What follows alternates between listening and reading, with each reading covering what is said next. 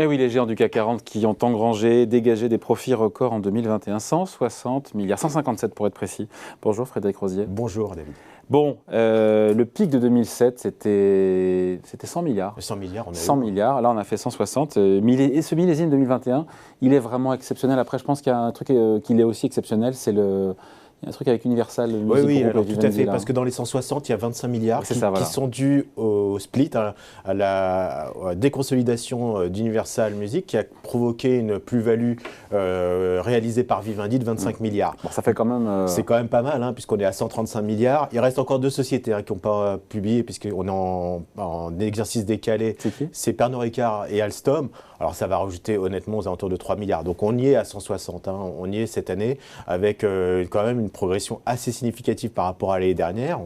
Après, il faut comparer à 2020, est-ce que ça a du sens Exactement. aussi Oui. Mais ce qui est sûr, c'est qu'on peut se dire, est-ce que ex post, ces bons bénéfices, ça justifie la hausse du CAC 40 en 2021 de quasiment 30%. Oui. Parce que c'était un pari. Quand on est en 2021, on se dit, voilà, le CAC 40 fait de plus 30, mais au final, les résultats ont suivi. Oui, et j'ai évoqué ce sujet-là la dernière fois, mais les entreprises françaises, c'est vrai, on parle des bénéfices, mais en vérité, le taux de marge est sur un taux de marge record. Donc les entreprises aujourd'hui, au-delà de la hausse du chiffre d'affaires significative qui s'est opérée sur l'ensemble du CAC 40, on a vu que la rentabilité globale des entreprises a considérablement progressé. Attention quand même sur cette progression des marges. Il y a un aspect plutôt conjoncturel parce qu'on a eu des dépenses amoindries du fait du contexte notamment sanitaire, les dépenses de marketing, d'événementiel par exemple, des dépenses de déplacement qui sont inférieures à la normale.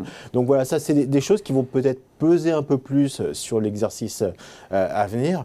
Mais honnêtement, je regardais encore ce matin les attentes, parce qu'on parle de 160 milliards, mais tel qu'on est situé, les attentes aujourd'hui du marché, dans un contexte qui peut sembler quand même difficile au regard de la situation géopolitique, on attend une croissance de l'ordre de 12% des bénéfices des entreprises du CAC 40 Ça vous cette année. semble beaucoup trop élevé au regard de ce qu'on vit, au regard du triple choc qu'on a, je n'arrive pas à comprendre inflationniste, de guerre, de confiance. Il y a eu des ajustements à la marge de quelques entreprises. Les analystes ont fait ce travail, mais c'est infime au regard du risque sur la croissance qu'on peut avoir en Europe.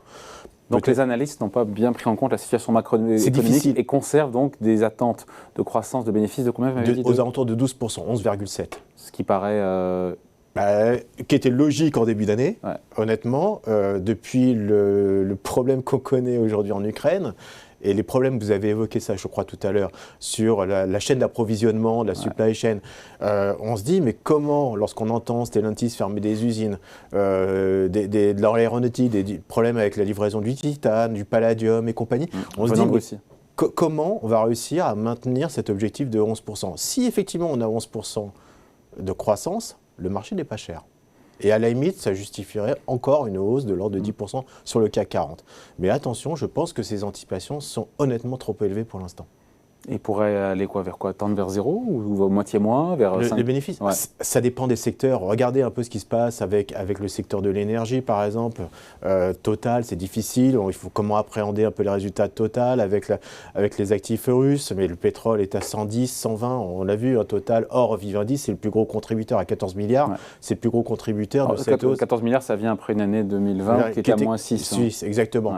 Faut rappeler aussi que le pétrole avait connu un fameux chiffre négatif sur les dérivés à un moment donné. Donc on en est très loin. Sur le pétrole américain. Sur le pétrole américain. Sur le Brent, on était à 15 $. Ouais. Mais ça fait quand même un chiffre. Ceux qui achètent du pétrole à 15 $, d'où l'expression, c'est les rois du pétrole. Exactement. Mais le problème, c'est qu'on n'a plus de capacité de stockage à ce moment-là. Donc on ne pouvait plus effectivement en acheter. Mais lorsqu'on regarde ce genre de société, on se dit effectivement, il y a un trend qui est relativement fort. On va parler tout à l'heure de valeur, mais Veolia qui est producteur net d'énergie, puisque entre l'incinération et la consommation d'énergie, producteur net bénéficie aussi d'un environnement de... Dans votre shortlist, je vous ai demandé de plancher sur une shortlist de 5 valeurs du CAC 40 qui peuvent surperformer ou qui ont du potentiel, donc vous mettez Veolia. Oui, tout à fait. Alors, parce qu'on doit intégrer aussi un scénario où l'inflation va être relativement durable, il faut regarder aussi le niveau de valorisation et le potentiel de croissance qu'on a sur les sociétés. Aujourd'hui, Veolia, avec la consolidation des actifs de Suez, a un profil de croissance relativement fort, avec bien sûr une tendance qui est le green, qui est extrêmement porteur, et surtout 70% du business de Veolia est indexé. Lorsque vous avez des contrats avec les collectivités, ils sont indexés. Donc vous avez quelque part la capacité pour ces genres d'entreprises à suivre une inflation relativement élevée. Ce qui n'est pas forcément le cas pour les sociétés dont les intrants ont tendance à augmenter beaucoup plus vite que la capacité de répercuter cette hausse tarifaire. Donc voilà, Veolia fait partie effectivement des acteurs aujourd'hui sur lesquels le potentiel d'appréciation est relativement élevé. J'estimerais aux alentours de 30 ou 40% par rapport au niveau des cours actuels. Sinon on met quoi dans Air Liquide? Mais Air Liquide, alors là, c'est vraiment la tendance globale. Air Liquide, c'est bien sûr l'hydrogène. On sait qu'on a besoin de cette indépendance énergétique. Ça passera par de l'hydrogène. Attention, pas n'importe quel hydrogène. Parce que l'hydrogène, pour fabriquer de l'hydrogène, il faut utiliser des combustibles, ça c'est ce qu'on appelle l'hydrogène gris, mais on va plutôt sur de l'hydrogène vert ou bleu, c'est-à-dire de l'hydrogène qui est produit de manière durable, soit avec captation du CO2, soit en utilisant des ressources renouvelables. Mais clairement, Air Liquide va bénéficier des plans d'investissement massifs pour la sécurisation de la chaîne d'approvisionnement énergétique.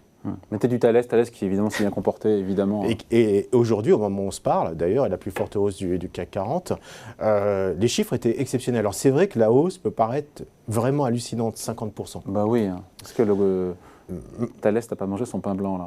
Non. Non, alors c'est peut-être malheureusement une réalité, mais vous avez vu par exemple les décisions du gouvernement allemand, mais tous les États aujourd'hui sont dans des plans d'investissement relativement importants dans la sécurisation militaire, les dépenses militaires. Thales bien sûr a un positionnement de choix avec des gros contrats, notamment dans le naval, et la cybersécurité bien sûr. Donc on est vraiment au cœur quelque part de la problématique actuelle qui est bien sûr les hausses de dépenses de défense. Et lorsqu'on regarde les multiples de valorisation, malgré la hausse de 50%, on est toujours sur des multiples de valorisation relativement faibles.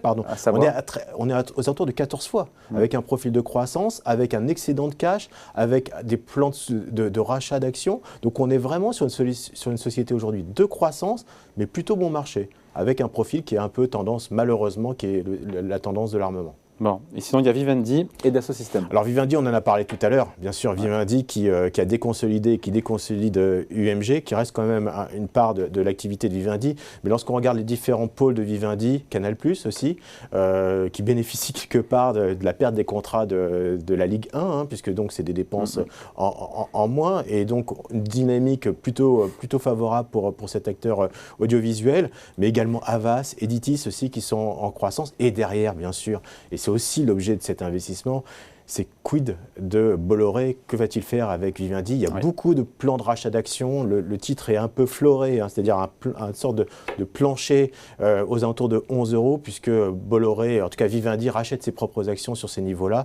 Donc on a vraiment le sentiment qu'on pourrait avoir peut-être un jour une sortie peut-être de la cote de Vivendi. Donc c'est pour nous effectivement un acteur défensif dans un contexte d'incertitude, mais également une histoire capitalistique peut-être à jouer.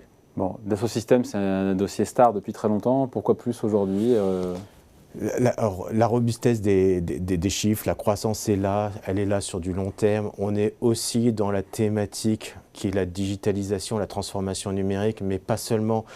Dans Dassault Systèmes, il y avait un pôle qui était extrêmement fort ces derniers temps, c'est Medidata, qui est en gros la partie santé et notamment tout ce qui était test pour les fabricants de vaccins. Donc ça va être plutôt, à mon avis, en stabilisation, voire en décroissance. Par contre, tout ce qui est 3D système, la fabrication assistée par ordinateur, là, il y a une dynamique qui se met en place. Et quand on regarde un peu l'objectif de croissance, de marge aussi, qui est record pour Dassault Systèmes, qui devrait se tasser d'ailleurs dans l'année, peut-être avec 100 points de base inférieurs, au regard justement de ces dépenses qui vont augmenter. Voilà, ils l'ont annoncé ça. Voilà, donc on devrait plutôt avoir une entreprise solide, peut-être un peu chère, donc il faut faire attention au niveau d'entrée. Sur 30 ou 40. Oui, exactement. Donc on est parmi ces valeurs, j'avais évoqué ce sujet, qui ont eu tendance à souffrir de la compression des multiples. C'est-à-dire qu'avec des PE relativement élevés, on souffert avec cette tendance de hausse des taux. Donc là, c'est effectivement un potentiel relativement fort, mais plutôt, voilà, il faut bien timer son entrée sur ce genre de valeur parce que le potentiel est peut-être un peu plus réduit. Voilà, merci beaucoup. Explication signée Frédéric Rosier pour Mirabeau Gestion. Merci beaucoup. Merci. Salut.